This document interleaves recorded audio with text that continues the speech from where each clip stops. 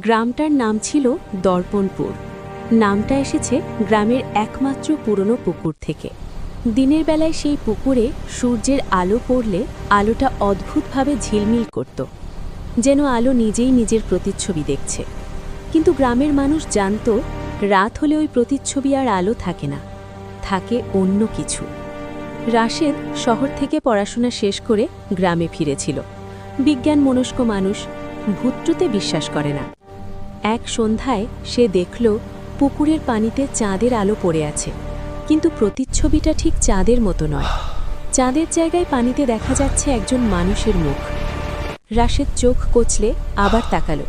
মুখটা তখনও আছে, আর মুখটা তার নিজের মতো। হঠাৎ পানির ভেতর থেকে ভেসে এলো একটা ফিসফিস শব্দ। আলো আমাকে দেখিয়েছে, এখন তুমি আমার।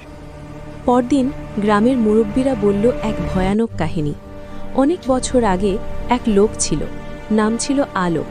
সে বিশ্বাস Please like and subscribe my channel to get more videos.